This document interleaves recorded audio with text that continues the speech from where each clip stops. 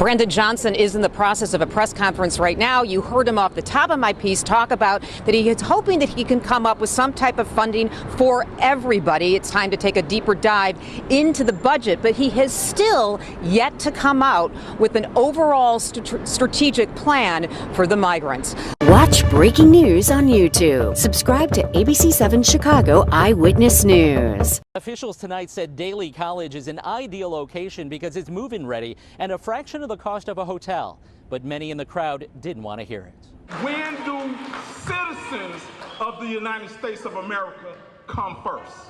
On the southwest side, city officials getting an earful. How about this? Give them all these politicians' addresses and put them in their backyards, in their basements, in their houses. This meeting at Richard J. Daly College comes as the city, starting as early as this weekend, prepares to use this gymnasium until August 1st and 2 auxiliary classrooms on the campus through the end of November to shelter more than 400 migrants. This is about being human and providing humane spaces for them. I serve my country. We need to give these immigrants a chance. But the debate igniting anger about how the city for decades has treated its poor. We do not take care of our own people. There's no resources taken from our shelter system and the housing within our shelter system, as well as outreach agencies who are providing services on the street. This gathering comes a day after the city council at a heated meeting approved $51 million in emergency migrant funding.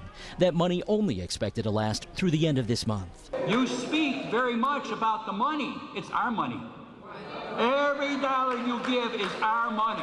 Last weekend, migrants began moving into Wright College on the northwest side. Officials say that's reduced the number of migrants at police stations from more than 800 last week to fewer than 640 now. Watch breaking news on YouTube. Subscribe to ABC7 Chicago Eyewitness Westside News. homeowners are angry.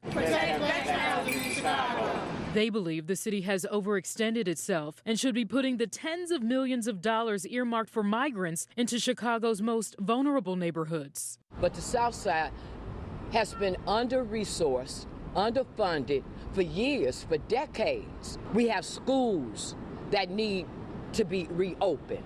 We have buildings that are abandoned that need to be business operated. The group says the city has abandoned its Invest Southwest initiative, a Lightfoot-era program that was dedicated to reversing decades of disinvestment on Chicago's South and West Sides, promising to align more than $2.2 billion through public and private funding. We are taxpayers, we're property owners. Our money should go towards fixing our communities. The city has received more than 15,000 migrants since August 2022.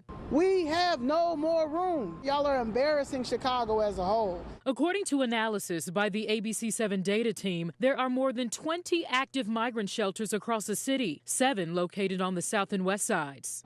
Whether it's one shelter or whether it's 10 shelters, we're saying the facilities that are there for us, the money needs to be put into those facilities for us. In a statement from the mayor's office about the group's concerns and the status of Invest Southwest, a spokesperson says in part, quote, "We are committed to continued investment for all residents, but especially communities on the South and West Sides that have long experienced disinvestment. We are the city of Chicago, and our shoulders are big enough to support both new arrivals and those who have long called this city home."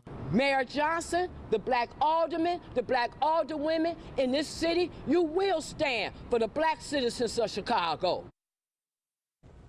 Now, the city says Mayor Johnson knows firsthand the impact of neglect on a vulnerable community and that he will never stop investing in people, all people, and delivering the affordable housing, fully funded schools, safer streets, and living wages that every person deserves in this city. So obviously you're hearing the mayor saying that the city has big enough shoulders to handle both the South and West Sides, all of the neighborhoods, as well as the new arrivals. But of course, the people you heard from, they believe otherwise, and they're hoping that more attention be focused on the South and West Sides. One of many layers to the migrant crisis, certainly. Watch breaking news on YouTube. Subscribe to ABC7 Chicago Eyewitness News.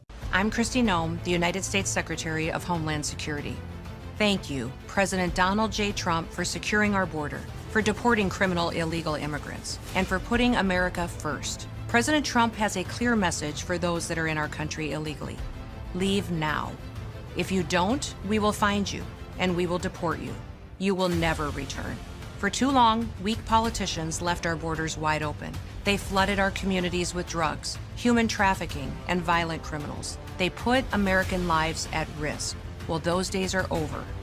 If you leave now, you may have an opportunity to return and enjoy our freedom and live the American dream. But understand this. Under President Trump, America's borders are closed to lawbreakers. Follow the law, and you'll find opportunity. Break it, and you'll find consequences. The choice is yours. America welcomes those who respect our laws, because a strong nation